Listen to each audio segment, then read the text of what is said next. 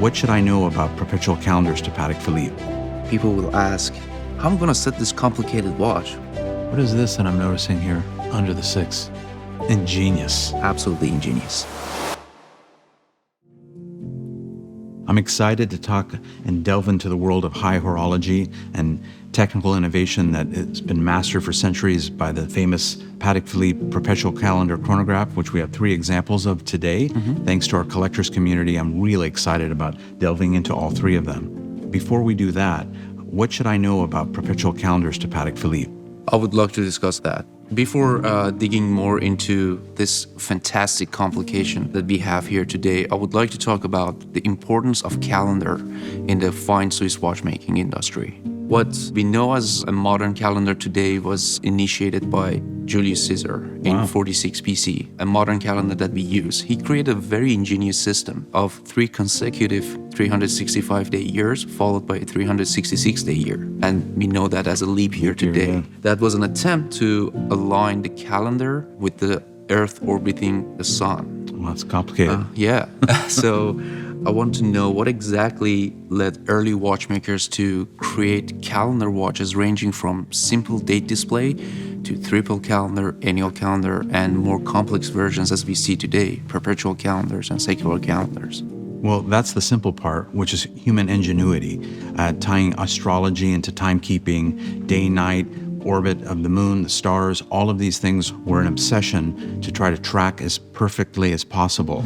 And these watches are a perfect example of that high complication and ingenuity that has been perfected over centuries. All of these reasons are extremely important to timekeeping.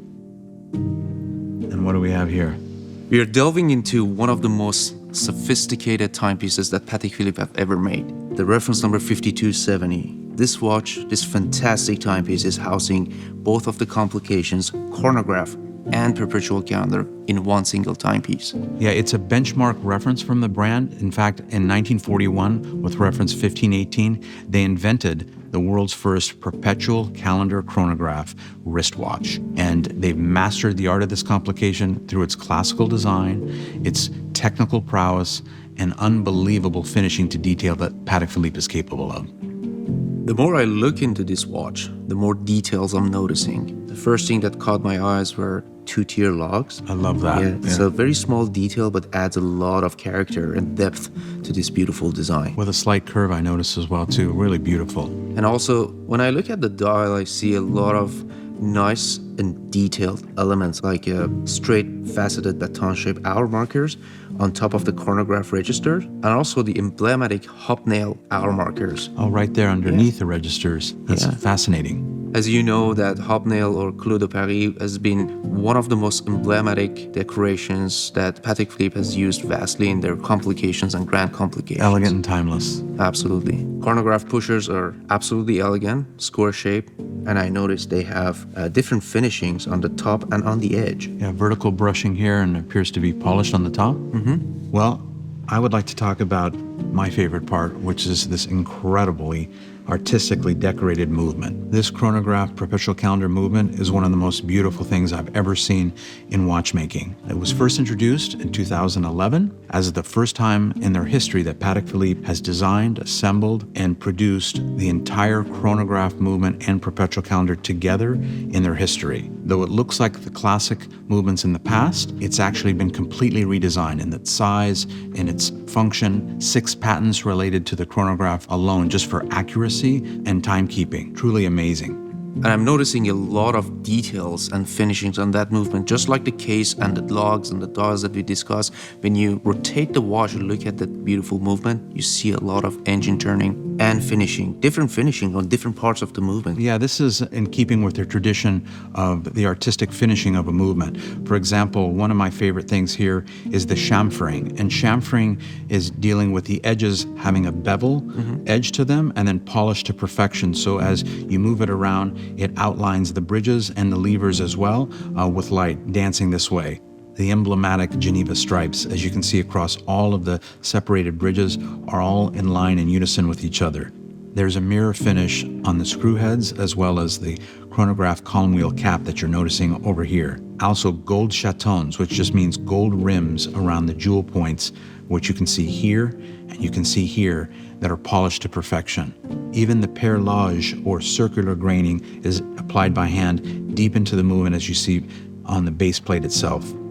There are some other details on the case that caught my eyes. I see a beautiful concave bezel on this watch. I know that concaving has been a very old tradition for Patek Philippe. They have that in many, many other cases that they make, and this beautiful timepiece is also showing a very nice concave bezel. Now, the rose gold version of this watch. Wow. 5270/1R is by far the most different looking one than the other two that we have here. Absolutely ingenious design, and I'm gonna give you a little more details about this fantastic bracelet that they made. Yeah. It's integrated to the case. It literally flows to the case. The corrector push pieces for the moonphase, for the calendar, they are integrated to the bracelet. Ingenious. Absolutely ingenious. This rose gold version features a very nice drop style bracelet, 5-row rose gold links. And as for the dial, this watch has a very nice sunburst black dial and makes the watch super, super elegant. It complements the rose gold very well. If I want to talk about the details on the dial on this watch, the faceted straight baton shaped hour markers on top of the chronograph register. And when you go down the chronograph registers, you see the emblematic Clou de Paris. I see it right there, yeah. Similar, following the design codes of the yellow gold version. Yellow gold version, exactly. You can also notice a lot of small details that gives more depth to this dial. All the calendar elements are framed by 18-karat rose gold, including the month of the year, day of the week, leap year, and day and night indicator. Beautiful finishing and balance. Leaf-shaped hands, of course, it's very, very nice. And another thing that gives a very different look to the watch is a sandblasted chronograph hands. Yeah, better contrast, I think, along with the white writing there that stands out from the black. Beautiful. Steel features a very nice concave bezel, gives a very classic look to the watch. 2-tier logs, as we see here. And of course, chronograph second hands are square with 2 different polishing. It has a high polish on the edge and brushed on top. Beautiful. Tachymeter scale is another thing that you want to notice on this watch. It's very important. It's a chronograph watch, one of the most renowned features on modern chronographs, followed by a 1/5 of a second track on the outer rim. Oh, wow, yeah, I see the markings all the way to the edge under the crystal. There's so much information on this dial, yet it's so balanced and classic. Yeah. Truly a masterpiece. Yeah. Absolutely super elegant, and of course, very, very understated. Now, Patek Philippe, reference number 5270 in platinum. Wow, look at that green. The first platinum version of this watch was introduced in 2018 in a very nice rose gilt opaline dial. And it was replaced in 2022 by this beautiful, absolutely elegant green lacquered dial. Looks like it has a darkened rim or gradients about it from what I'm seeing here. Yeah, when you get a closer look at this dial, you see that it gets darker on the edge. It has a very nice gradient effect. Yeah, you can see that all the way around. It's amazing. I've also heard it could be inspired also by classic race car liveries, where it's darker on one end, lighter on the other, and it's a beautiful transition. I think it's achieved because it doesn't appear to have the tachymeter scale like the other two we just looked at. That is correct. This very timepiece on my hands is paying homage to the very first model introduced in 2011 that didn't have a tachymeter scale. Yeah, it looks more modern to me in that sense, and also I think you get a better scope on the gradients of color in here. That's ingenious. Yeah. Instead, they replaced it with the classic railroad minute track, which gives the watch very, very nice classic look and also a lot more legibility on the dial. Yeah, I think it would appeal to collectors today who are looking for maybe a modern twist on that. There are also some other details about this dial that I want to point out, and one is the different hands you see on this platinum version. The hands on this one are faceted Dauphine type hands. Yeah, they look a little more modern. As opposed to leaf-shaped hands. And also the hour markers are slightly different. They're pointed, faceted baton shape. The watch also features a very nice black shiny alligator strap with green stitching on the sides of the strap. Yeah, it brings out that sporty racing heritage a bit. Exactly, and also complements the beautiful lacquered dial. So when you look at this complicated watch, it looks very intimidating. Like, people will ask, how am I gonna set this complicated watch? But at the same time, with all this complication in this watch, thanks to Patek Philippe and Genevan artisans, you can set the perpetual calendar functions effortlessly by simply pushing the corrector push pieces, including the moonphase. I see that around the entire case. Yes, we have different corrector push pieces on top. One corresponds to the date, the other one corresponds to the month of the year, this one corresponds to the day of the week, and also the moonphase here. What is this that I'm noticing here under the 6?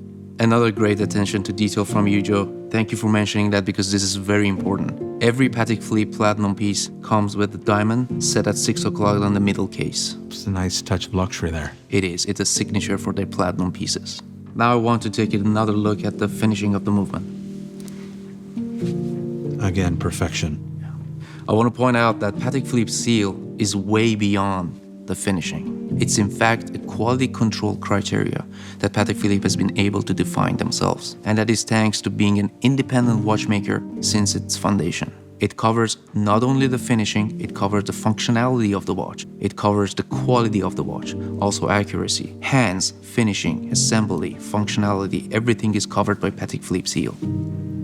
As the oldest family-run watch company in Geneva, they continually safeguard all the mastery and traditions of generations that have come before. This is the very life that flows into Patek Philippe, and it's a spirit of innovation that continues to reinterpret itself over and over again, as we've witnessed here with the 5270. I am absolutely amazed by these beautiful timepieces, and of course this tradition of innovation that over all these years Patek Philippe has been making these fantastic watches, and every time they introduce something, it's a better watch, it's a better reinterpretation of the previous version. It's absolutely amazing. And I'm so thrilled to share it with you. Same here as well. Thank you, Joe. Thank you. Thank you.